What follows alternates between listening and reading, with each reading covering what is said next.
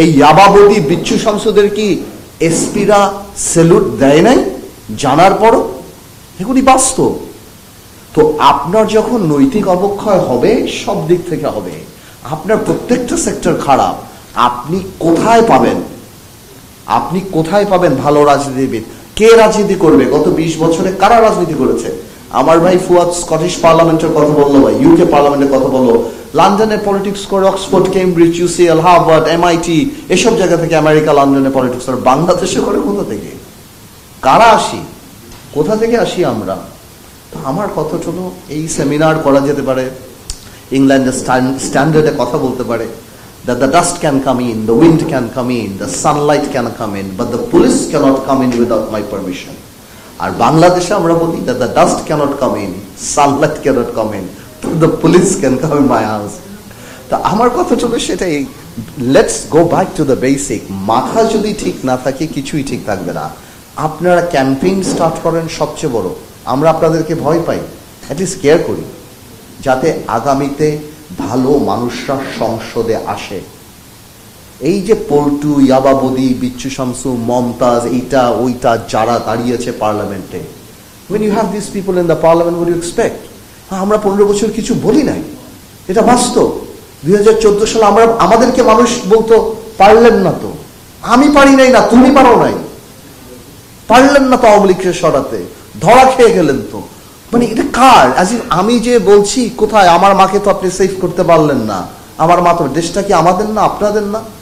তোলে খারাপ ভোটার খারাপ লিডার আনবে। I am sorry but this is truth. আপনি যদি এখন এলাকাতে তাকে ভোট দেন, মার্কা দেখে অস্থির হয়ে যান, তার প্রিভিয়াস রেকর্ড ভুলে যান, এবং আপনি যদি মনে করেন যে মার্কা দিয়ে দিল এই সবচেয়ে সত্য, এই সবচেয়ে ভালো মানুষ, এই ভালো খারাপে আগে কি করলো, আপনি যদি সেগুলি না দেখেন, খারাপ মানুষ আসবে। আর খারাপ মানুষ আসলে আপনি যত সংস্কার করেন, আপনি যা ইচ্ছা তাই করেন, আপনি যে ভাই বললেন যে ওটার মানে যা যা বললেন আপনারা সবাই, জুডিশিয়ারি বলেন, এই কমিশন বলেন, ওই কমিশন, আমরা সব ধ্বংস করে দেব যদি আমরা খারাপ মানুষকে নেতৃত্বে আনি। তো ভাই এতটুকুই মাথায় রাখতে হবে।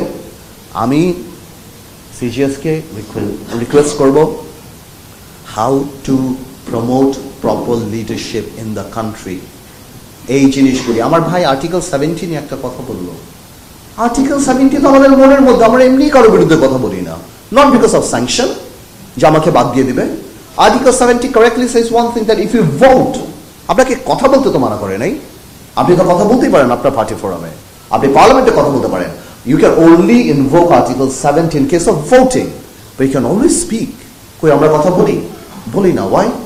Because আমাদের চরিত্রের মধ্যেই ওই জিনিসটা চলে আসে যে আমরা ওইটা বলতে পারি না, আমরা বলতে চাই না, বিকজ আমরা মনে করি আমরা হারাবো, বাট নট নেসেসারিলি সবাই যে হারায় এটা সত্যি না।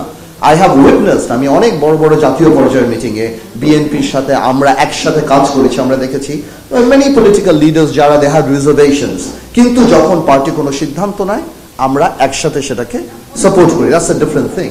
কিন্তু এটা সত্যি কথা যে আমার মনে হয় ভালো রাজনীতিবিদ আসলে, I don't have the requisite expertise to talk about it, যে না আমি পুলিশ এটা হওয়া উচিত, এটা এই ব্যাপারে বই আছে, পাবলিকেশন আছে, এক্সপার্ট আছে, আমার বড় বড় এখানে যারা পুলিশের চাকরি করেন তারা আছে, সো আমি ওই সময় নষ্ট করব না।